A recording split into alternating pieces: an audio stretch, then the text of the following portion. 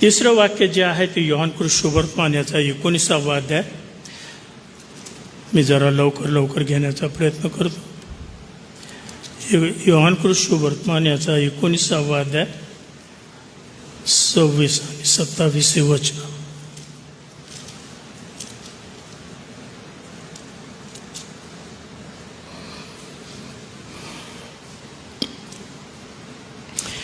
येशूच्या वधस्तंभाजवळ त्याची आई, त्याची मावशी, क्लोपाची बायको मरिया आणि मरिया मगदालिया ह्या उभ्या होत्या. मग येशूने आपल्या आईला व ज्या शिष्यावर त्याची प्रीती होती त्याला जवळ उभे राहिलेले पाहून आईला म्हटले, बाई पहा, हा तुझा पुत्र. मग त्याने शिष्याला म्हटले, पहा, ही तुझी आई. त्यावेळेपासून त्या शिष्याने तिला आपल्या घरी ठेवून घेतले. या ठिकाणी आपण पाहतो की त्या वधस्तंभावर भयंकर यातना सोसत असताना शारीरिक यातना, मानसिक यातना आणि आध्यात्मिक यातना, सर्व जगाच्या पापाच्या ओझ्यामुळे त्याच्यावर जो होता हे सर्व सोसत असताना तो आपल्या आईला विसरला नाही.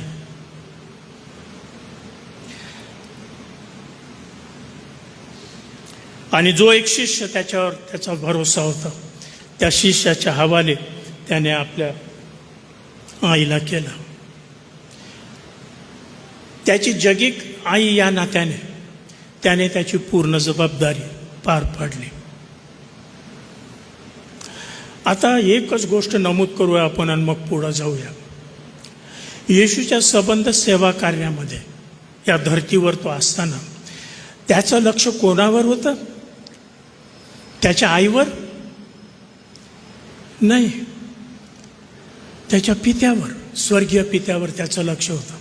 त्यांनी यहुद्यांना सांगितलं, पुढाऱ्यांना सांगितलं, माझा पिता जे करत आहे तेच मी करत आहे. या ठिकाणी मी आणि माझा पिता एक आहोत. तुम्ही संपूर्ण सुवर्तमान चाळून पहा, वाचून पहा, तुम्हाला हे दिसून येईल की येशू हा त्याच्या पित्याबद्दल जास्त जागरूक होता आणि कॉन्शियस होता. He was conscious about his father and his relationship with him more than his relationship with his mother. काही मंडळ्या मरियाबाईला देवाची आई म्हणतात. अतिशय चूक सिद्धांत आहे तो. She is not the mother of God, she is the mother of Jesus. येशूने जे मानवी रूप धारण केलं, या जगामध्ये अवतरित आला, त्याच्यासाठी देवाने मरियाबाईचा उपयोग केलेला आहे.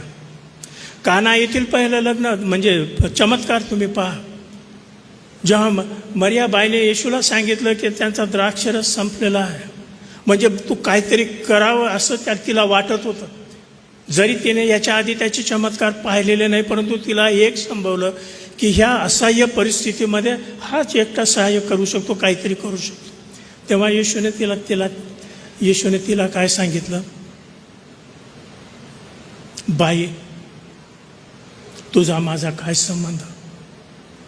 तो उर्मट रीतीने, क्रूर रीतीने आपल्या आईशी बोलत होता काय? नाही, सन्मानाचे ते शब्द आहेत. परंतु तो तिला एक स्ट्रॉंग संकेत हे देत होता की ह्या धर्तीवर जे मी करायला आलेलो आहे हे तुझ्या सांगण्याने मी करणार नाहीये. ते माझा जो स्वर्गीय पिता जो आहे त्याच्या इच्छेप्रमाणे, त्याच्या टाइम टेबलप्रमाणे, त्याच्या योजनेप्रमाणे, त्याच्या इच्छेमध्ये मी ते करणार आहे. मरियाबाईला ते कितपत समजले माहीत नाही, परंतु तिला नक्की एवढं समजलं की हा जो काय बोलत आहे ते योग्य आहे, आणि ती निघून गेली त्या ठिकाणी.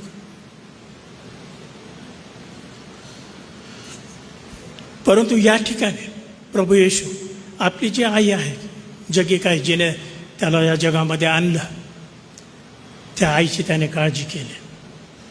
आपले जे वृद्ध आहेत, आई बाप आहेत,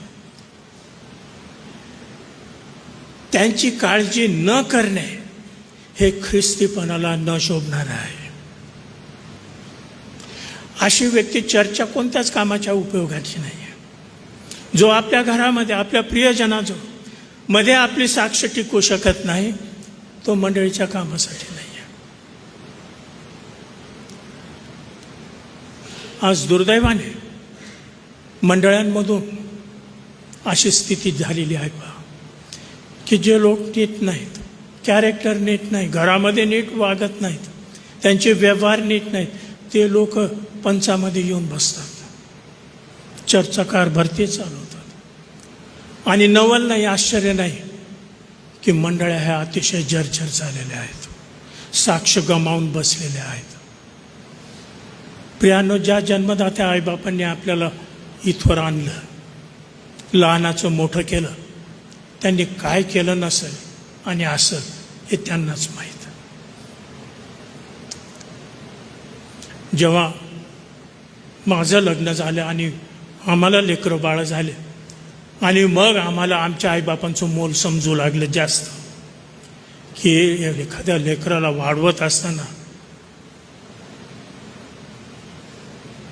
दिवसाची रात्र रात्रीचा दिवस करून आपण कसं संगोपन करतो, किती कष्ट करतात आई वडील, स्वार्थ त्याग करतात.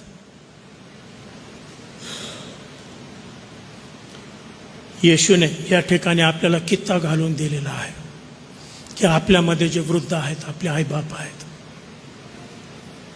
त्यांचे दोष काढत बसायचं नाही, पण पूर्ण प्रीतीने भरलेल्या अंतःकरणाने, सहनशीलतेच्या आत्म्याने, क्षमाशीलतेच्या आत्म्याने आपल्याला त्यांना शेवटापर्यंत न्यायचं आहे. येशूने त्याची जबाबदारी शेवटपर्यंत चालवलेली आहे.